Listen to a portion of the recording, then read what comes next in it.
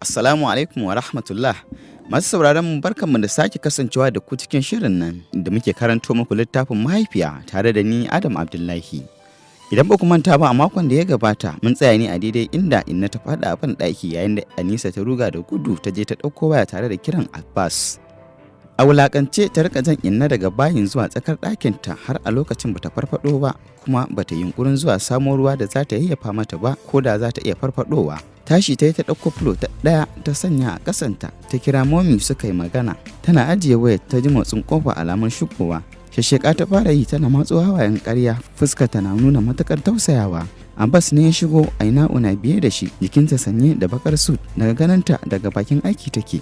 Ba su ɓata lokaci ba suka kinkimi Inna suka ɗora ta akan gado. Fridge Aina'u ta nufa ta ɗauko wata katuwar farar roba. Ruwan zanzam ne da aka yi mishi tofin addu'o'i. Anisa na sane da shi, duk sanda ta shigo gyara ɗakin sai ta san yadda ta yi ta zubar da shi, ta ɗura ruwan famfo. Haka Aina'u ta sheƙawa Inna a kai sai gashi ta farfado amma bata dawo hayyacinta ba. Sai a sannan suka sauke a numfashi cike da makirci. Anisa ta ce mu kai ta asibiti mana. Abbas ya ce ina ganin ba sai mun je asibiti ba, dakta na hanya zai zo ya duba ta. Ba haka ta so ba, ta sake marerece muryarta ta ce babu buƙatar jira mu tafi mana kawai.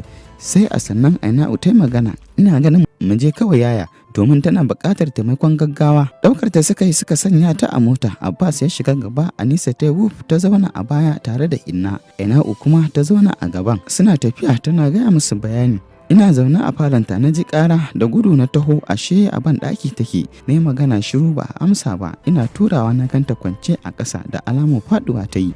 Sirrin tsaki Aina'u ta yi ta ce kwanan nan Inna tana jinki wallahi. Abbas ya ce bari yaya ya zo, gwara a kai ta ko Jamani ne. Innan ce ma ba ta son zuwa ko ina. Aina'u ta ce wallahi kam ubangiji Allah ya yaye mata wannan wahalar. Duk suka amsa da amin. Wani asibitin kuɗi mafi kusa da gidansu suka kai ta. Suna tsayawa Aina'u ta shiga, jim kaɗan suka fito tare da nas da garan ɗaura mara lafiya. Ba a ɓata lokaci ba aka shiga ba ta taimakon gaggawa. A reception suka zauna, fuskar kowa da damuwa. Aina'u da Anisa na goge guntun hawaye yayin da Anisa kuma ƙwallar munafurci take yi. Wayarta ta ɗauka ta rubuta gajeren saƙon adireshin asibitin ta tura. Bayan kamar minti 30 wani likita ya fito daga sashin da aka shigar da Inna. A tare dukansu suka miƙe. Ku ne 'yan uwan Habiba? Suka amsa ku biyo ni. Ya sake cewa duk inda ya aje kafar sannan suke mai da tasu har suka isa madaidaicin ofishinsa. Bayan ya zauna ya musu izini da su zauna, sannan ya ce a cikin harshen Turanci, su wane ne ku a gare ta? Abbas ya ce ‘ya'yanta ne mu. Likitan ya ci gaba da cewa ta samu matsala a zuciyarta ne sakamakon tsananin tsoro. Kuna da masaniyar cewar tana da ciwon zuciya, hawan jini da kuma ciwon siga? Suka gyaɗa kai alamar likitan ya ci gaba da cewa amma kun yi sakaci sosai wurin tarairayar lafiyarta. Bai kamata irin waɗannan abubuwa su rika faruwa ba. Yawan firgita da tsoro mai tsanani zai iya sanya zuciyarta bugawa a kowane lokaci, ko kuma ta rasa ranta, ko kuma ma ta samu ciwon ɓarin jiki. Ku kiyaye sosai dan Allah. Yanzu za mu riƙe ta a nan kwana 2 mu gani saboda jininta ya hau sosai. Ya miƙa musu wata takarda mai ɗauke da bil ɗin da aka fara cajin su. Abbas ya karɓa suka fita daga ɗakin. Suna fitowa kiran Ahmad ne ya shigo. Yaya jikinta? Ita ce tambayar da ya fara yi musu. Alhamdulillah suka ce, amma an hana mu ganinta sai zuwa anjima. Ranar dukansu asibitin suka yi ni sai zuwa karfe 4 da aka fito da ita aka kai ta ɗakin hutu. Tuni abokan arziki suka fara sintiri zuwa duba ta. Jikin ya yi kyau alhamdulillah, idan bakinta ma ya buɗe. Tana ba su labarin afkuwar haɗarin. Shiriritar da zancen suka yi da cewar aljanu ne ke son yi mata yawo da hankali, amma babu jini a ban ɗakin. Sun dai yanke shawara za a sake yin saukar alkur'ani a gidan. Har da Hajiya Salwa wato momi a 'yan dubiyar yadda take tarare Inna za ka ɗauka cewa masoyiyarta ce ta ainihi. Ko da dare musu ne suka yanke shawaran akan wanda zai kwana da Inna. Aina'u ta ce za ta kwana, Anisa ma ta ce hakan. Ahmad ne ya raba musun, ya ce Anisa ta kwana, ita kuma Aina'u ta tafi gida saboda yaranta da baya jin daɗi. Lafiya kalau suka kwana a asibitin. Matukar kulawa Anisa take bawa Inna, wanda hakan ya wanke duk wani zargi da ke zuciyar Inna da duk wani makusancinta. Washe gari Aina'u ta karɓi Anisa. Anisa ta je gida ta yi wanka ta shirya abinci. A gefe guda kuma Ahmad na shirye-shiryen tafiyarsa ƙasar Jamani dan Inna ta samu ganin ƙwararren likita da ta saba gani. Har Yushe'u da yake karatu a makarantar koyon aikin sojoji sai da Ahmad ya ɗauko shi suka yi sallama da Inna. Ba ƙaramin daɗi kuwa ta ji ba, ta sanya masa albarka sosai.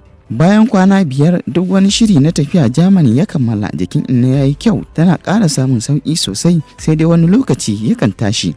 Hakan ne ya sanya asibitin suka ƙi sallamarta, a cewar su sai ranar da za a wuce da ita. Ba don taso ba ta haƙura, Aina'u ce ta duk wani shiri da ya dace da tallafin Anisa. Misalin karfe 1 na dare Aina'u ce za ta kwana da Inna. Wani matashi ne sanye da lab coat wato rigar likitoci a durƙushe a bayan tagar ɗakin da Inna take ciki. A hankali idan shi ya sauka kan Inna da ke kwance hankali kwance, hannunta manne da robar ƙarin ruwa da aka ɗaura mata ɗazu sakamakon ciwonta da ya tashi. Ya mai da hankalin shi kan wata doguwar kujera da aka sanya mata sosan katifa. Aina'u ce kwance, hannunta riƙe da carbi, da alamun wuridi take bacci ya ɗauke ta. Sakin labulen ya yi tare da ajiye ɓoyayyar ajiyar numfashi, ya zagaya a hankali cikin matakar sanda da kulawa. A sannu yake tako barandar da za ta sada shi da ɗakin. Bai yi wata doguwar tafiya ba ya ƙaraso ɗakin, a hankali ya murza mabuɗin ɗakin.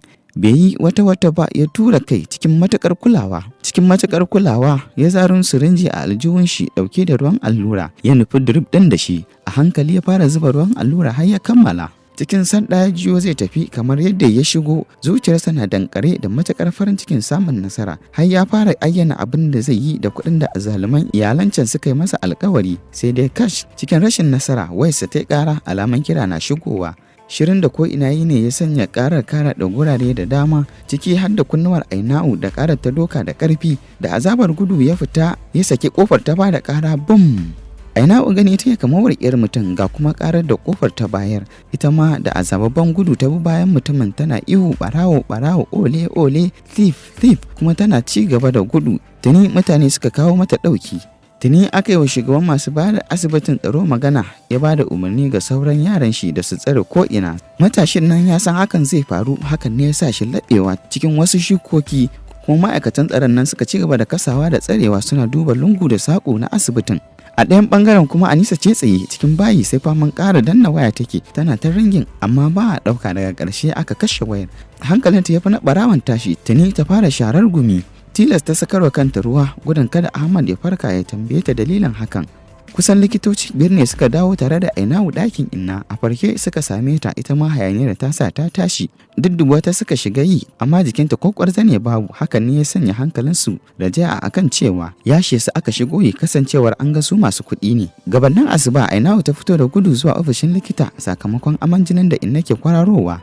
Ɗakin kulawa na musamman suka yi da ita wato ICU, suka ci gaba da bata kulawar da ya kamata da gwaje-gwaje. Sakamakon gwajin farko ya nuna cewa guba ce a jikinta wadda aka sanya saboda ta kashe ta a hankali, amma kuma sakamakon jinya da take na zuciya da hawan jini ya sanya illar gubar ta ƙara tsananta har ta taɓa kaso 40 na hantarta. Kamar ta kwarara ihu Aina'u ta ji lokacin da likitan ke mata bayani. Kasa aikata komai ta yi, tamkar an ce mata innarta ta rasu, illa durƙushewa da ta yi a ƙasa tana rusa kuka. Ita ma da za a auna ta to tabbasa a gajinin nata ya hau. Abinka da mai zuciya ta ni ƙirjinta ya fara harbawa, ita ma sai da nas suka ta bata gudumawa. Ji take idanta idan wanda yi wannan aika-aikan sai kisa. Gaba ɗaya haukace musu ta yi, a lallai sai sun barta ta neman wanda ya yi wannan aika-aikan. Yau sai ta ƙona shi da ran shi. Ɗaya daga cikin likitocin ne ya dabara kira Ahmad lokacin misalin karfe 4 da 'yan mintuna na dare. Ya Carlos da ke manne a tsakanin bishiyoyi da ya makale. Allah yake lokacin asuba ya yi, ko za a bude kofar ya sulale. Saboda sabo da aikata irin waɗannan laifuka, ko ɗar zuciyarsa ba ta yi ba, kawai gani yake kuma ta halin kaka dole ya kubuta. Wata shawara ce ta faɗo mai a zuciya.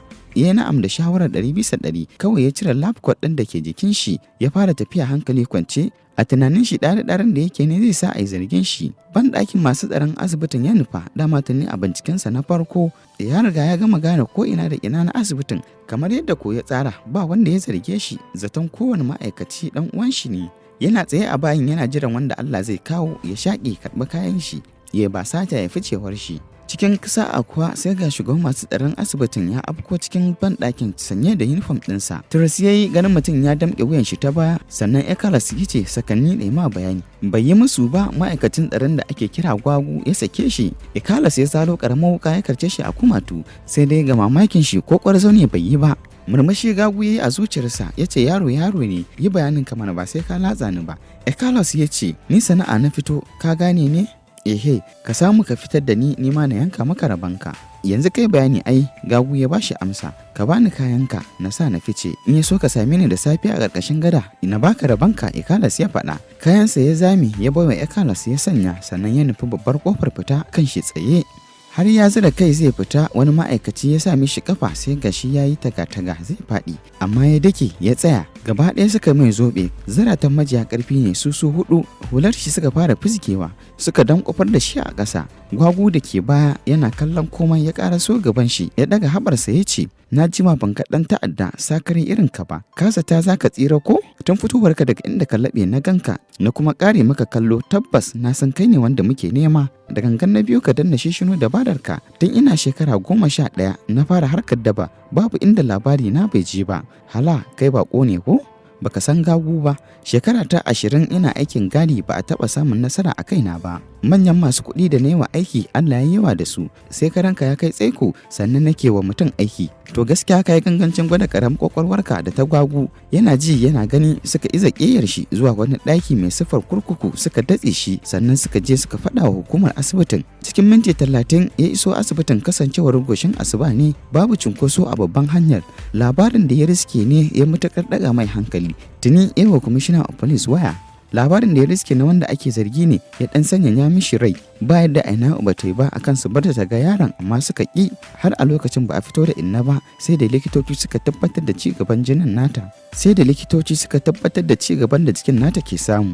Ministan lafiya da kanshi ya yi wa ministan shige da fice waya akan a dawo da bisar tasu zuwa ranar maimakon kwana 2 masu zuwa. Cikin nasara suka samu kujerar masu zuwa Germany daga jihar Katsina. To masu sauraro, a nan za mu dakata, sai ku biyo mu mako mai zuwa domin jin yadda rayuwar Anisa zai kasance a cikin wannan gida, tare da ni Adam Abdullahi. Da fatan kuma kuna jin daɗin kasancewa da wannan tashar tamu.